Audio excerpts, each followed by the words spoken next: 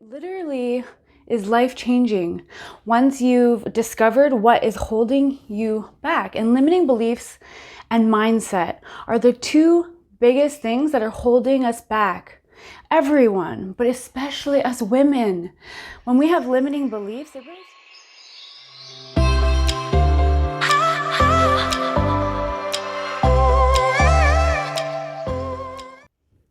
Good morning. Welcome to another Morning Musings where I jump on camera and talk about whatever comes to my mind on this particular day. But I'll be honest, today it is all about limiting beliefs, but this is actually going to be a three-part series. And that is because limiting beliefs have a lot of different facets to them, and there's a lot of steps that go into determining what your limiting beliefs are, figuring out where they came from, where they stemmed from, and then the process of eliminating them. So I'm going to make sure that I don't give you too much information all in one video, and instead I'm going to do a three-part series. And today is going to be step number 1, which is really determining what your limiting beliefs are, and step number 2, which is trying to figure out where the hell they stemmed from. And so I'm going to do 2 steps in this video, and then we'll do the other 2 steps in the next 2 videos. So keep an eye out for those. So the reason why I've decided to talk about limiting beliefs today is because it literally is life-changing once you've discovered what is holding you back. And limiting beliefs and mindset are the 2 biggest things that are holding us back. Everyone, but especially us women. When we have limiting beliefs, it really stops us from reaching our full potential. And when we don't have the right mindset and we're stuck in victim mindset and mentality, thinking that life is just happening to us and there's nothing we can really do about it, we really relinquish our power.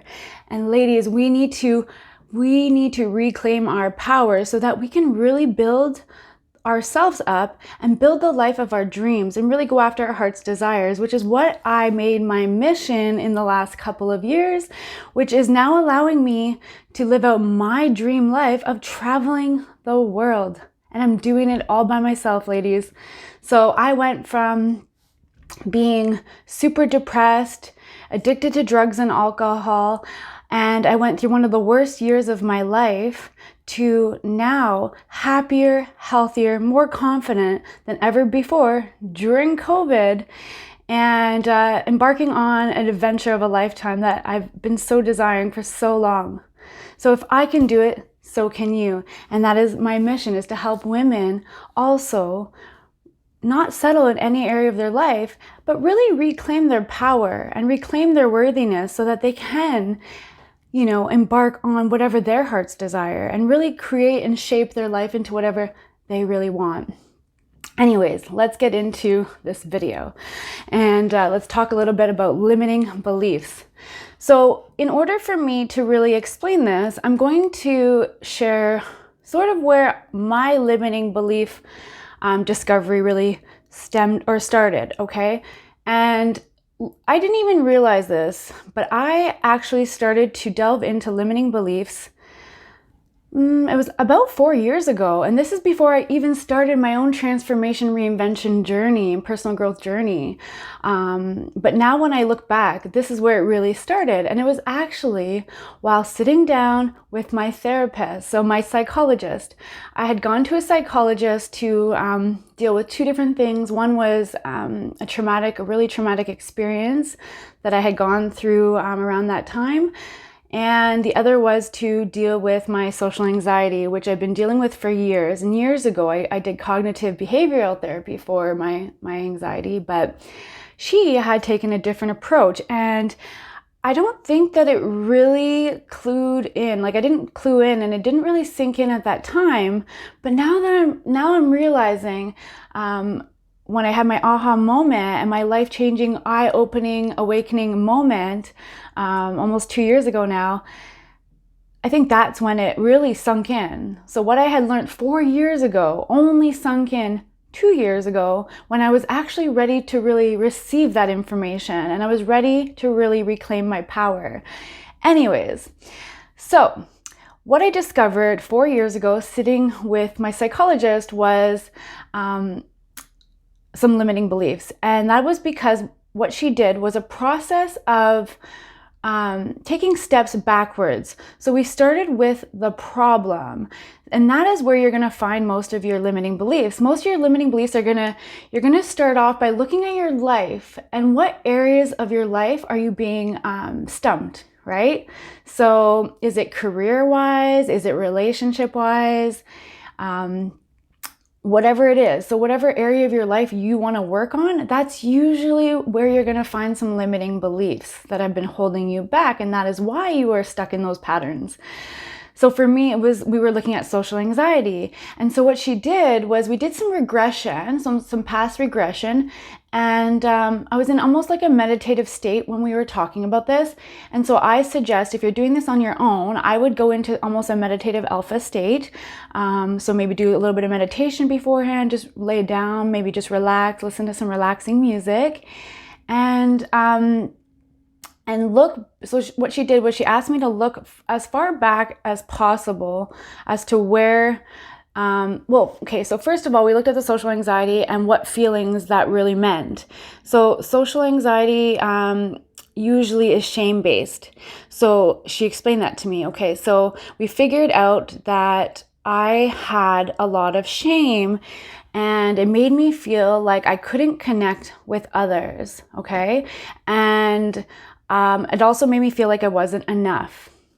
So those were the two really feelings that stood out, emotions that stood out when we looked at my social anxiety, because, the sense of shame and not feeling like I connect with others made me feel socially anxious. It didn't make me want to be social with other children or other people. And also the feelings of shame, when we delved deeper into that, you could tell it was really ultimately a feeling of not feeling enough, not feeling good enough, feeling different, feeling like I couldn't connect, and not feeling enough. And a lot of women can resonate with that. And if you can as well, I would suggest, listening to my story and maybe seeing if there's any areas in your life and maybe childhood experiences that you experienced that were similar that could have made you also feel the same way. If not, it could be multiple other scenarios and situations that might have happened, and usually they come from childhood. So I really suggest that you look back first at your childhood before you try to figure it out if it's from something that happened to you in adulthood. Most limiting beliefs come from childhood because we're really impressionable when we're children, and as children, this is when we're really developing our brain and our minds and how we perceive the world and ourselves. So anyway, so what we did was we looked back, and she said, hey, try to think back at the very first time you feel like you remember feeling that social anxiety feeling, that feeling of not connecting with others, and feelings of disconnect and shame and all of that. And for me, I remembered, being in the playground at school and feeling, alone in the world, feeling like no one really understood me, feeling like different, and feeling like I didn't want to even talk to anyone because I didn't want to be found out. I didn't want them to really know. And then when I said that to her, I had like an eye-opening moment where I was like, oh, I think I know why. I was scared to be found out. It's because I had a secret. And the thing is, when I was a child, I was molested for years by my step-grandfather. So in that moment, we both realized that, hey, I think that's where my not enoughness and my disconnect from others came from. I think that it was because I had this secret and I didn't want to be found out. So I pushed myself away from other children because I didn't want them to know my dirty little secret, right? And so I think because that's as far back as I can remember feeling that way, I think that's where it really stemmed from, and that's where the beast really, really began. And I think over the years, different scenarios that happened throughout my life only made that belief stronger. Right? So maybe I went to go do like a presentation in class or speak in front of the class, and maybe that feeling of not enoughness made me stutter because I was nervous, and then maybe the kids laughed, and so now it's just making my belief even stronger that I should retreat inwards, and that I can't trust others, and that I am different, and that I am not enough, right? And then, you know, years later, when my father wouldn't show up when he was supposed to pick me up on the weekends, and I'd be staring out the window waiting for him to come, that feeling of a not enoughness definitely resurfaced. I remember feeling like, you know, maybe there's something wrong with me, and maybe I did something wrong last time he had me, and that's why he's not picking me up this time. And just as a child, that's the way that our minds work, when in all reality, it obviously had nothing to do with me. My parents were alcoholics, you know, my father was definitely unreliable at that time. But as a child, I internalized that as, there must be something wrong with me. So there you go. It just fed into that beast that was already there, that was created years prior due to something else. And then as my life went on, far into adulthood, up until, you know, just a couple of years ago, I was feeding that beast over and over and over again without even realizing it. And that is because our subconscious mind picks and chooses what it sees and what it accepts into our belief systems based on what we already believe. And usually what we already believe has been built back when we were children, when we didn't really have the correct logic to really decide, you know, what was real or not. And so that's what I would prompt you to do. Okay, that was just a quick explanation of sort of how it works and how you can kind of go back into your past to see how far back you can remember feeling that feeling, right? So one is to look at your life and be like, okay, so what area am I being stumped? And then figure out what limiting belief has you stumped. So that was my example, but that's my own experience. So I'm going to give you a couple other examples so that maybe you might resonate with something else a little bit more, or might trigger something in you to really think about this. But say you have a limiting belief that the life you want isn't available to you, okay? So the life you want isn't available to you.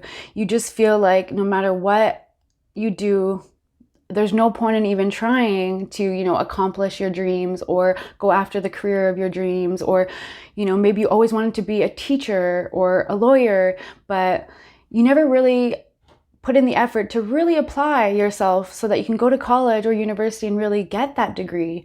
And that is because this deep rooted feeling of just not being enough and not feeling like that is even available to you. And you know what, that feeling is probably most likely stemmed from childhood. So maybe you grew up really poor, and most people in your family have not had a formal education. And so you just assumed, you know what, that's not available to me in my family, right? And maybe no one in your family taught you that just because we didn't do it doesn't mean you can't do it. So reach for the stars. You know, maybe no one told you to reach for the stars. Oh, okay, so my camera just died on me, and so I had to fix that and then come back. Hopefully I'm still on track. But anyways, so maybe, yeah, you just never thought that there was a point in even trying in school or trying to accomplish your career goals because it wasn't available to you and your family, and it's not like you could afford to go to college anyway. And that is honestly a limiting belief. And that's a limiting belief because there's other ways to pay for college. And where there's a will, there's a way. And I am proof of that, okay? Because I grew up poor, and now I'm living my dreams of traveling the world, okay? Do you think I thought as a child that I would ever be able to do that or start my own business, which I've also done? No, I didn't think so. But once I got out of my own way and removed those limiting beliefs, I was able to really reclaim my power and start to create the life that I truly want, because I knew that I deserved it. And you also deserve the life of your dreams. So yeah, if that's like an issue, you could look at a limiting belief of feeling like that is a strong limiting belief that a lot of people have, is that life is not available to me. And usually it's because of the way that we grew up and our family history and our culture. Another one would be that money is hard to come by. And also, when you grew up poor, that's a big one, right? Because you were oftentimes told, hey, we can't afford that. Money doesn't grow on trees. We've all heard that one, right? So that would be a limiting belief. And that could really stop you from, again, achieving your financial goals, or that might make you really cheap and not want to spend on yourself. And I'm not a big advocate for buying stuff and crap that you don't need, but maybe you're not taking the opportunity to spend your money on travel or life experiences. And maybe you're really holding yourself back in life because you're too afraid to spend your money, right? But we can't take money with us when we die. Just remember that. So you do need to spend a little bit to really enjoy your life while you are here. And life is short. So really, I encourage you to do that.